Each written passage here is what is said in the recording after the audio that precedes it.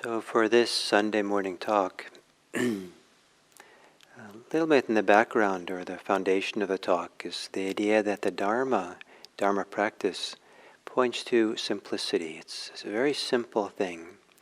And it can be deceptively simple. It can be surprisingly simple. What we're looking for, when we're looking for the freedom from suffering, the alleviation of suffering. And that's at the heart of what the Dharma, the whole religiosity of the Buddha is about.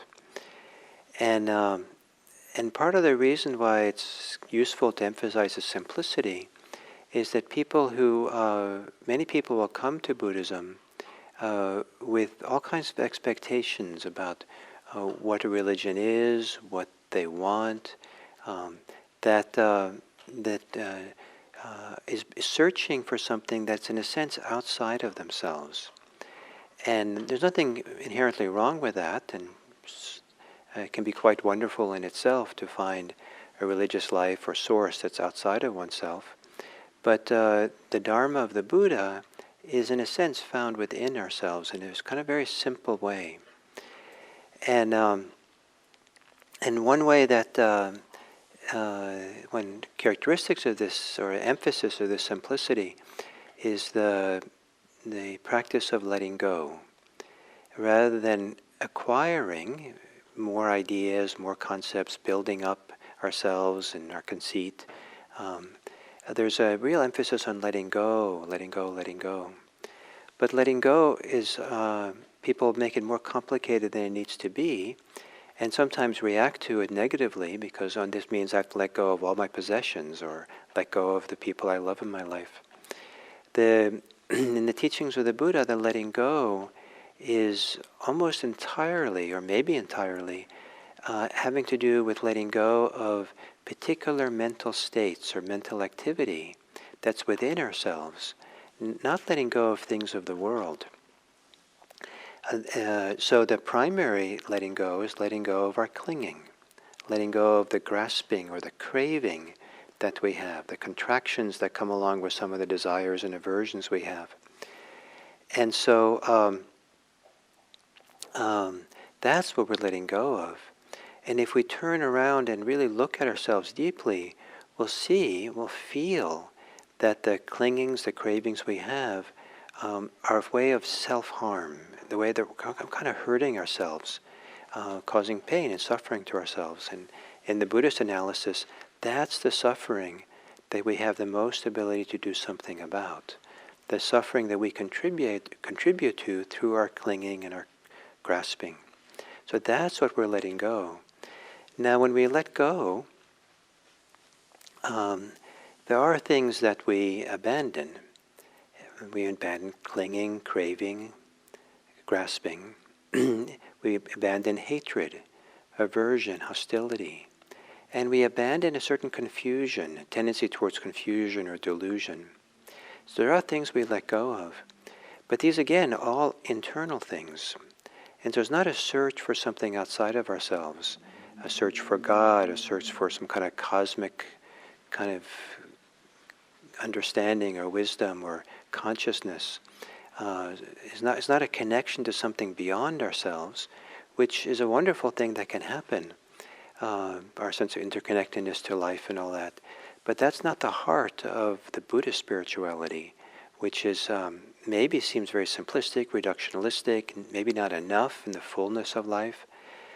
And that may be, but still, over and over again, the Buddha pointed to this simplicity of letting go of greed, hatred, and delusion. And for the Buddha, that's the ultimate. That's like that. To do that thoroughly, fully, is this full message that he's giving. For people who have other ideas of what they want their life to really be about, then I think Buddhism contributes in that it says or offers that whatever your values are, whatever way you want to live and be connected and understand this life that we live in, even if you believe in God or cosmic consciousness, or you have your fundamental religious belief is the interconnectedness of life, all those ideas what Buddhism has to offer is, please, don't don't use those ideas as a justification for greed, hate, and delusion. Don't focus on those so much that you lose touch with this deep inner potential to not have greed, hatred, and delusion. Let that be the foundation. And then you can do all kinds of other things in a much richer, more meaningful way. But for the Buddha, it was really just this inner life that we're rectifying or freeing. And then the rest of life comes in another way. So there is something we abandon. But the letting go is not just about what's abandoned. It's also about what is gained. And this probably is not emphasized enough in teachings of letting go. Letting go is kind of, on the surface can seem like, yes, we let go of something, and then at the best, our hands are open. We're open-hearted or open-minded. We're kind of left without clinging to something. But it's better than that. The letting go of clinging, grasping, craving, letting go of hatred and hostility, aversion, letting go of regrets and agitation, sloth, torpor, doubt. The letting go of all these things, we gain something as a result. And it's kind of like there's a dam that filled with water, and then the gate is the gate is opened, and the water begins to flow out, and it flows out and fills the river below, and just flows and flows and flows, and it's a wonderful thing to have the water flowing and not bottled up by the dam. So the same thing, when we let go, something begins to flow, something begins to move through us that maybe has been held back by the greed, hate, and delusion, by the clinging and grasping. And there's the gain of what happens in that flow when something has been released and let go that was covering over or resisting or blocking something inside. And so there's a number of things that open up when we let go and have cultivated awareness and presence. And one of those things is the 7 factors of awakening. That when we have a deep letting go, it frees up a certain kind of energy, frees up a certain kind of momentum in our life that makes available to us much more mindfulness, a clear distinguishing of phenomena, clear seeing, which we call investigation sometimes in English, effort, joy, tranquility, samadhi, and equanimity. And these are not strange foreign ideas to human beings. It doesn't take that much reflection maybe to see that they accompany us to some degree, maybe in small degrees here and there in our life in ways that we don't really appreciate. And so one of the ways, the examples the Buddha gave for this, and how these 7 factors of awakening can arise, is listening to the Buddha, at least, giving a Dharma talk. A great teacher gives a talk, and it's very engaging and compelling to really be present and listen closely. And like what's being said is so important, so clear, so profound, that we're really there to find out what is this that's being said. And there's a fullness of attention that is sati, is mindfulness, really there. That and it isn't that we're self-consciously mindful, but the attention is really present to take in this experience, and maybe even with all our faculties, not just cognitively with the mind, but with our hearts, our body, all our senses. As the ordinary thinking, discursive, conversational mind quiets down, and we're just taking something in with clarity. There might still be some thinking involved, but the thinking is very, very simple and clear. that there's more and more clarity in the eyesight and the perception of things, and we see things much more clearly. I remember I've been to very engaging talks, sometimes academic talks, when I was taking botany classes, and I was really absorbed in the details of the botany class, and would leave class and I'd go out into the courtyard in this university where I went, and I'd see everything so clearly. Everything sparkled and was clear and bright, and in a way that they hadn't been when I went in. There's something about cleaning the filters of our eyes, developing a clear seeing that comes with really being present and not distracted by our thoughts. And then listening to a good talk, there's some kind of aliveness and energy and alertness. It might even sit up a little bit straighter. Oh, this is interesting. What's going on here? And then there's also maybe some joy. Maybe you wouldn't call it joy at the time, but all the troubles fall away, all the preoccupations of life fall away. We're really right here, and it just feels so good and delightful to be with the experience. And also, there may be, listening to a Dharma talk, very reassuring, a deep sense of reassuring. Oh, this makes sense. This puts things into place. This is the way forward. And something inside of us settles and gets peaceful and quiet. And then there's a gathering together of all the faculties. We're really here in a concentrated way, which means we're really present with all we have, focused on what's being said and what the meaning is. And perhaps also similar to tranquility, it's so reassuring and so clear what's being said that now I understand. There's an equanimity and a balance, and now I understand that there's no value in grasping on or pushing away or leaning forward or pulling back. There's value in just staying balanced and taking in the experience, being present for the experience without the usual reactivity with it. And there's the equanimity. So with letting go, and then kind of the gate of the dam is opened. It's the water is the 7 factors of awakening, and what's remarkable is that these are can be seen almost as qualities or aspects of awareness itself. As we become more aware in an unobstructed way, it gets filled with these 7 factors of awakening. The opposite of this, according to the Buddha, is the 5 hindrances: sensual desire, aversion, lethargy and resistance, agitation and regrets, and doubt. And these have the opposite effect. Hindrances, they hinder, they obstruct, they cover over things. And so it's like closing the gates of the dam, and then the water builds up pressure behind the dam. It blocks something. And as we get, partly because with the hindrances, the focus of the mind is to be preoccupied with something, and to be preoccupied in a contracted and narrow and tight way.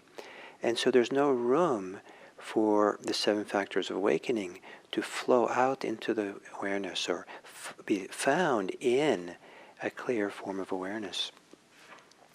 So the Buddha talked about letting go of the 5 hindrances. And it isn't just letting go of them that's important, but it's also how they create space or open the gate for the 7 factors of awakening to begin opening or appearing or flowing into our presence, into our awareness. And so we're gaining something as well. So the letting go of greed, hate, and delusion is not just about what we abandon, it's also what we gain. In other teachings, the Buddha points to the four divine abodes, the 4 Brahma Viharas, is what starts flowing when the gate has been pulled away from opened in the dam. And there's metta, karuna, mudita, and upekkha, the Pali words. usually translated into English as loving kindness, compassion, appreciative joy, sympathetic joy, and equanimity. And these are beautiful qualities of heart. And they also are limited by our preoccupations. There's no room for love and care and compassion if we're caught up in things like desire, caught up in aversion, doubt, regrets. And so to abandon those, to release those, it isn't just a matter, it isn't that we have to then evoke this loving kindness or compassion. There's something about the heart that has space now to breathe, breathing room for the heart, that tends to then give birth to these beautiful qualities of heart. There's space for them, and if there's space for them, they flow. And so part of practice is to abandon, to let go, so that some of the best parts of our human life can flow and have a chance to be present. And so the simplicity of all this is that this core aspects of the Buddha's teachings is not exactly a religious teaching. It's not exactly my religion versus your religion. It's actually teaching something which just as I like to think of it as just practical psychology or practical spiritual practice that's available to anybody, regardless of what religion they are. And there's a remarkable teachings from the Ancient Discourse that points to this that I'd like to read from the Connected Discourses of the Buddha, the Book of Threes, and I think it's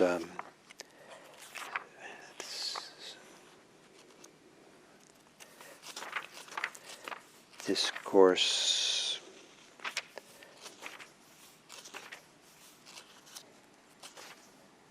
71, I think.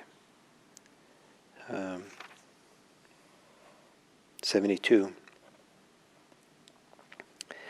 And so here a man comes to Ananda, the Buddha's one of the chief disciples, and asks him this question: whose Dhamma is well expounded?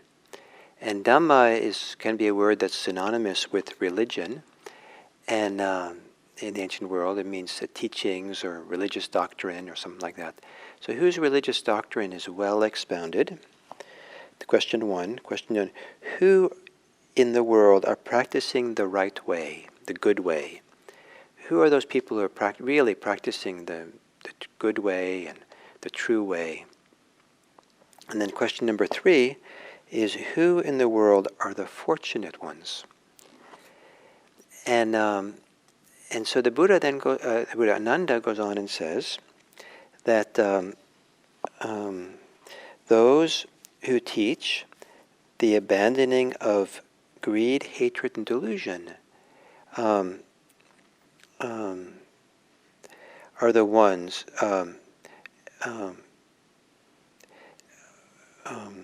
He says this: what do you think is the Dhamma of those who teach the abandoning of greed, hatred, and delusion well expounded or not? Or how do you take it? And the person who was talking to Ananda says, well, the Dhamma of those who teach the abandoning of greed, hate, and delusion is well expounded. In other words, the religious teachings of those who teach the abandoning of greed, hate, and delusion, that's well taught. That's a good teaching. And what do you think? Ananda continues.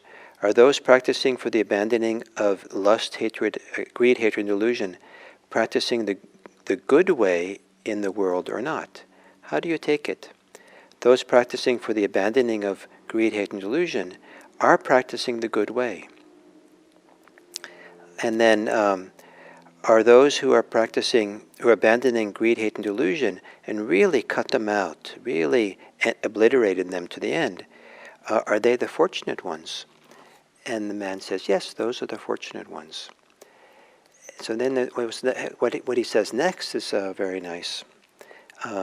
The householder, the man who's asking questions of Ananda, says, It is astounding, it's amazing, Ananda, that there is that you have not extolled your own Dhamma, nor any denigration of the Dhamma of others, but just teaching the Dhamma in its own sphere. So, the Ananda is not championing the Buddha's Dharma, or dismissing the importance of other people's Dhamma, which is often what you get. If someone says, what's the best religious teaching in the world? Some people might say, well, mine is, of course. But rather than saying something like that, Ananda is just offering this principle, this idea about abandoning greed, hate, and delusion. And then rather than making any claim about how wonderful it is, he asks the person asking the question, is this well expounded? Is this the good way? Are these the fortunate people, those who practice it? And the man admits, that's the answer that I was looking for. And so, so this simplicity of this inner look, and not looking outside, not looking for what's ultimate in kind of religious way, maybe not looking for metaphysical claims of truth, not looking for deep understandings of the nature of the universe, the world, the cosmos, the beginning of time, the end of time. There's many answers that the Buddhism doesn't answer, but rather the heart of it is the simplicity of looking within oneself and freeing oneself of forces which limit us, that block the flow, letting those go, and then letting something beautiful flow that's there, kind of like it's there waiting for us, though it's not really there. It's not like a thing that exists independent of us. It's a thing that exists with opening up, with the freedom, with abandoning, with awareness set free. And so letting go both involves what is abandoned, but also what is gained. And so we gain. And then, more often than not, what the Buddha talks about is where we abandon greed, hatred, and delusion, and then we gain freedom. In some places, he adds a fourth thing that's abandoned. So there's 4 things. And this maybe is helpful, the fourth one, to keep in mind, so that we abandon the greed, hate, and delusion, and be sure to keep it really simple. The fourth thing to be abandoned is conceit.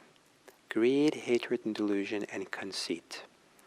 And then, if we really let go of conceit as well, then having abandoned greed, hate, and delusion won't give rise to conceit. Look how special I am.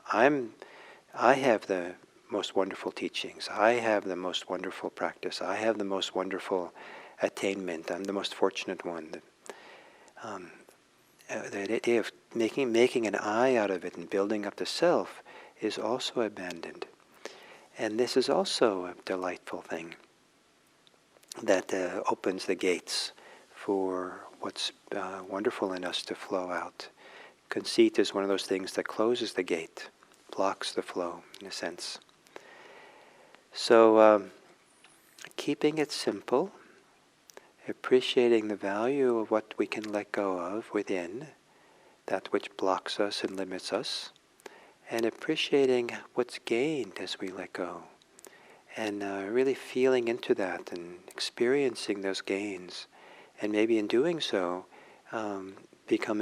recognizing the 7 factors of awakening within us, maybe recognizing them in a very small initial way, but slowly developing, recognizing them more and more, and giving space for them, and letting them really be a support for this life of freedom, a life that is free of clinging. So thank you very much, and may this week be one in which you discover the value, greater value in letting go, in recognizing the 7 factors of awakening in your life.